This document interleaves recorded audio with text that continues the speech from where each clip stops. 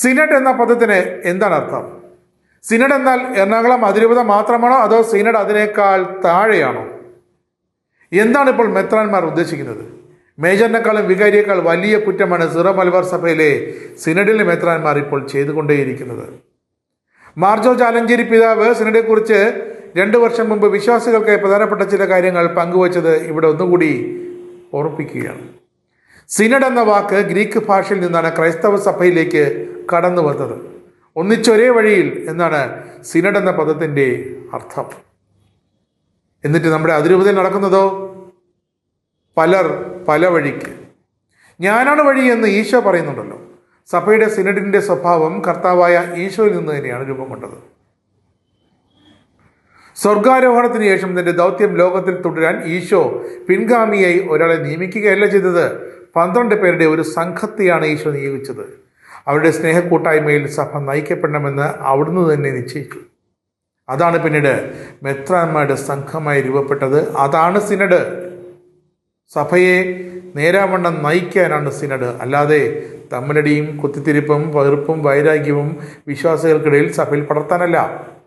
Jerusalem സുനഹദോസ് മുതൽ ഈശോ മിശിഹായിലൂടെ ലഭിച്ച ഈ സിനഡ് ദൗത്യം സഭയിൽ നിറവേറ്റിക്കൊണ്ടിരിക്കുകയാണ്.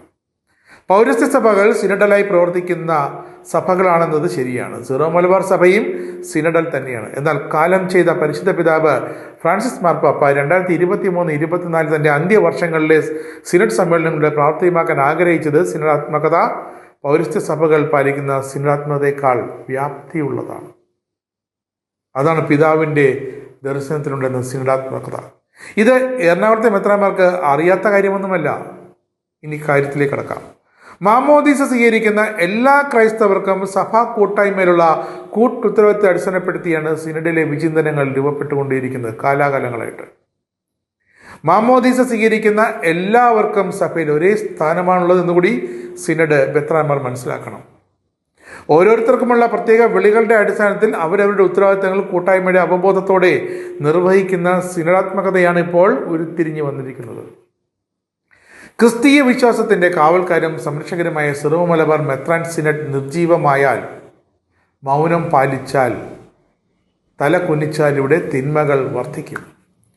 സഭയുടെ ആസ്ഥാന രൂപത്തിൽ നടക്കുന്ന അരാജകത്വത്തിന് നേതൃത്വം നൽകുന്ന കണ്ണൂർകാരൻ വികാരിയെ തിരുത്താൻ എന്താണ് സിനഡിലെ പിതാക്കന്മാരെ, നിങ്ങൾക്ക് ദൈവസ്നേഹം ചോർന്നുപോയോ? ക്രിസ്തുവിൻ്റെ ശരീരത്തിനും രക്തത്തിനും എതിരായി ഒരു സമവായം കൊണ്ടുവന്ന് എറണാകുളം അതിരൂപതയെ മാത്രമല്ല സീറോ മലബാർ സഭയെ പൂർണ്ണമായും നശിപ്പിക്കാനാണ് ഈ കണ്ണൂർ വികാരി ശ്രമിച്ചുകൊണ്ടേയിരിക്കുന്നത്. അദ്ദേഹത്തിൻ്റെ അഹന്തയും അഹങ്കാരവും ധാർഷ്ട്യവും 4 വർഷമായി തുടരുകയാണ് തലശ്ശേരിയിലും എറണാകുളത്തുമായി. ഇതുവഴി വിശ്വാസികളുടെ ആത്മീയവും മാനസികവുമായ തകർച്ചയാണ് ഇപ്പോൾ സഭ കണ്ടുകൊണ്ടിരിക്കുന്നത്. സഭയാകുന്ന ശരീരത്തിൻ്റെ നിരീക്ഷണത്തിനും വളർച്ചയ്ക്കും ആത്മീയ നേതൃത്വം ശക്തിയും പരിപോഷണവുമാകേണ്ട സിനഡ് പിതാക്കന്മാർ ക്രൈസ്തവ ധാർമ്മികത പ്രകടമാക്കേണ്ടതല്ലേ? സംശയമാണ്. വിശ്വാസിക്ക് വിശ്വാസമുണ്ടായാൽ മാത്രം പോരാ, അത് ജീവിതത്തിൽ പ്രകടിപ്പിക്കണമെന്നും പ്രഖ്യാപിക്കണമെന്നും വിശ്വാസികളെ പഠിപ്പിക്കുന്ന പിതാക്കന്മാരാണ്. അല്ലേ പിതാക്കന്മാരെ, നിങ്ങളുടെ അതിരൂപത മാത്രമാണ് നിങ്ങളുടെ കർമ്മമണ്ഡലമായി കർമ്മവേദിയായി കാണുന്നതെങ്കിൽ സിനഡ് എന്ന പദത്തിന് എന്തർത്ഥം?